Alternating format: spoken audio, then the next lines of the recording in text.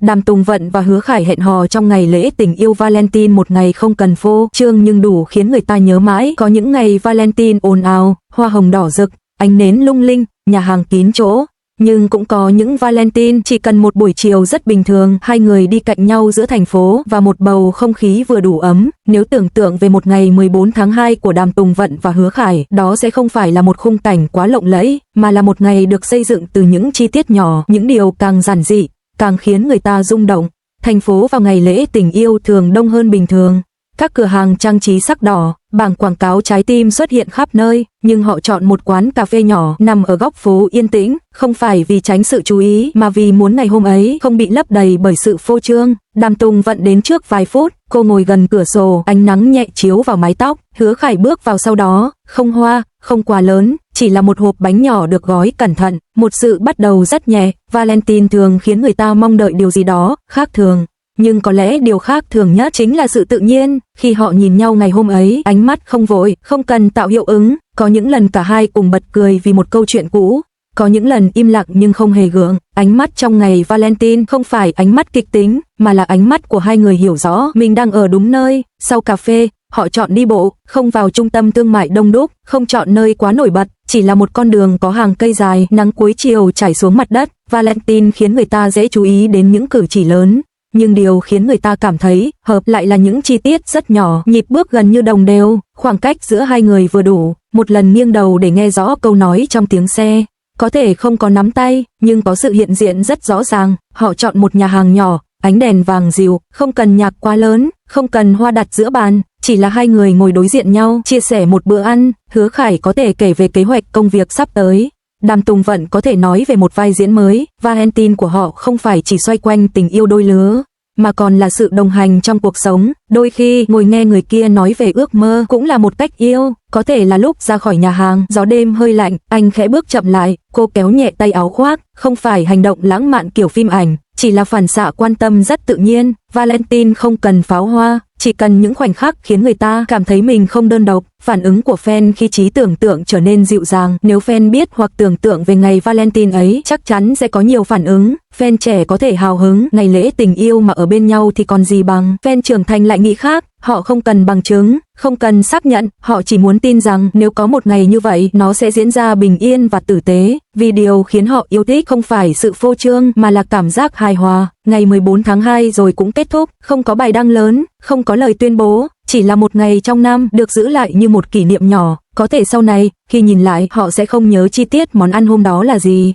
nhưng sẽ nhớ cảm giác được ngồi đối diện nhau giữa một thành phố đầy ánh đèn mà không cần nói quá nhiều. Đoạn kết khi Valentine chỉ là cái cớ. Valentine không tạo ra tình cảm, nó chỉ là dịp để người ta nhận ra mình đang trân trọng điều gì. Nếu có một ngày như vậy giữa Đàm Tùng Vận và Hứa Khải, thì điều đẹp nhất không phải hoa hồng hay quà tặng, mà là cách họ giữ mọi thứ nhẹ nhàng. Tình cảm trưởng thành không cần ồn ào để chứng minh, chỉ cần hai người cùng đi qua một ngày lễ bằng sự bình thản. Và có lẽ điều khiến người ta rung động nhất không phải vì đó là Valentine, mà vì giữa vô vàn ồn ào của ngày lễ tình yêu, họ vẫn chọn cách ở bên nhau một cách giản dị nhất. Valentine là một ngày đặc biệt, chính vì đặc biệt nên mọi cử chỉ dù nhỏ cũng dễ bị phóng đại.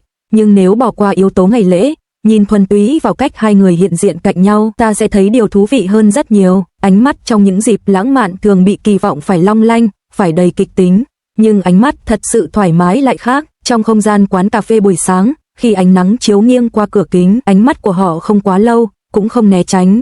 Có ba kiểu nhìn rất đáng chú ý. Khi người kia nói điều nghiêm túc, ánh mắt giữ yên và không chớp nhanh. Khi nghe điều hài hước, ánh mắt cong nhẹ theo nụ cười. Khi cả hai cùng im lặng, ánh mắt hướng ra ngoài cửa sổ nhưng không tạo cảm giác xa cách. Sự ổn định trong ánh nhìn cho thấy sự bình tĩnh nội tâm.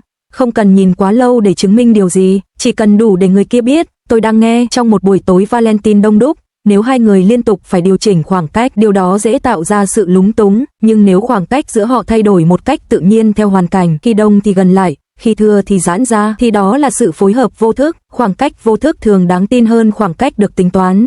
Không có động tác cố ý tạo thân mật, cũng không có sự cứng nhắc giữ khoảng cách, chỉ là hai người hiểu nhịp không gian chung. Đi bộ buổi chiều là lúc ngôn ngữ cơ thể rõ ràng nhất. Nếu một người đi nhanh hơn, người kia phải tăng tốc. Nếu một người dừng đột ngột, người kia phải phản ứng.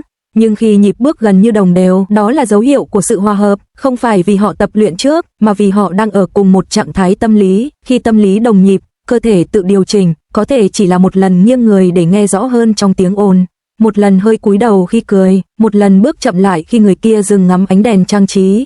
Cử chỉ quan trọng không nằm ở mức độ lãng mạn, mà ở tính tự nhiên. Những phản xạ nhỏ như vậy thường xảy ra khi người ta không ý thức rằng mình đang được quan sát, và chính vì vô thức, chúng đáng tin. Valentine thường đi kèm những cuộc trò chuyện liên tục, nhưng sự im lặng giữa hai người trong ngày đó lại đáng chú ý hơn.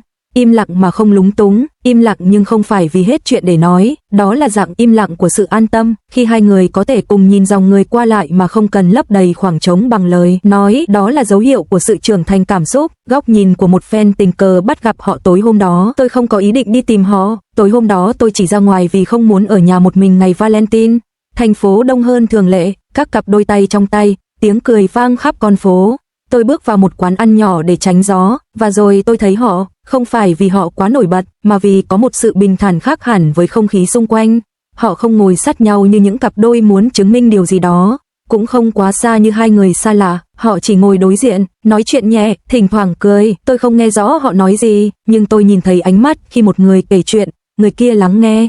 Tôi đã từng là fan cuồng nhiệt, từng phân tích từng khung hình, nhưng khoảnh khắc ấy, tôi không muốn chụp ảnh, không muốn làm ồn, tôi chỉ nhận ra một điều rất lạ, thứ khiến tôi xúc động không phải vì họ đang hẹn hò, mà vì họ trông thoải mái. Trong một ngày mà ai cũng cố gắng làm cho tình yêu trở nên rực rỡ, họ lại chọn sự dịu dàng. Tôi rời đi trước khi họ đứng dậy, không đăng bài, không kể ai nghe ngay lúc đó, vì tôi hiểu rằng có những khoảnh khắc đẹp nhất khi được giữ nguyên vẹn. Một đoạn khép nhẹ Valentine năm đó có thể không được ghi lại bằng hình ảnh rõ ràng, không có lời xác nhận, không có tuyên bố, nhưng trong ký ức của một người tình cờ nhìn thấy, nó ở lại bằng cảm giác về ánh mắt không gượng ép, về nhịp bước đồng đều, về sự im lặng không khiến người ta thấy trống rỗng. Có những điều không cần được chứng minh, chỉ cần một khoảnh khắc đủ chân thật để người nhìn thấy hiểu rằng tình cảm trưởng thành không phải là điều ồn ào nhất trong phòng, mà là điều bình yên nhất giữa đám đông. Nhiều năm sau, Valentine vẫn đến đều đặn mỗi năm, hoa hồng vẫn được bán đầy phố, nhà hàng vẫn kín chỗ vào tối 14 tháng 2, nhưng có một ngày Valentine đã trôi qua từ lâu, một ngày không quá ồn ào, không có lời tuyên bố, chỉ là một buổi chiều và một bữa tối rất bình thường. Khi nhắc lại ngày 14 tháng 2 năm ấy, họ không còn nhìn nó bằng ánh mắt của hiện tại, mà bằng ánh nhìn của người đã đi qua nhiều mùa. Khi được hỏi về Valentine năm đó, cô cười trước, không phải nụ cười ngượng, mà là nụ cười của người nhớ ra một chi tiết nhỏ. Ngày hôm đó trời hơi lạnh, cô nói vậy trước khi nói về bất cứ điều gì khác. Không phải nhà hàng, không phải quà tặng, mà là thời tiết. Ký ức thường lưu giữ những điều rất cụ thể. Cô nhớ ánh đèn đường buổi tối vàng dịu, nhớ tiếng nhạc vang ra từ một cửa hàng gần đó, nhớ cảm giác thành phố đông mà không ồn. Điều cô nhớ không phải là Valentine, mà là cảm giác được đi bộ chậm lại giữa một lịch trình vốn rất nhanh. Cô từng nói trong một cuộc trò chuyện sau này, có những ngày đặc biệt không vì nó là ngày lễ, mà vì mình cho phép mình sống chậm. Có lẽ 14/2 năm ấy là một ngày như vậy. Khi nhắc đến Valentine đó, anh không nói nhiều, anh không kể chi tiết từng món ăn hay từng câu chuyện. Anh chỉ nói hôm đó không có gì to tát cả, nhưng chính câu nói ấy lại chứa nhiều ý nghĩa, vì đôi khi điều người ta nhớ nhất chính là những ngày không có kịch tính. Anh nhớ họ đã nói chuyện về công việc nhiều hơn là về tình yêu.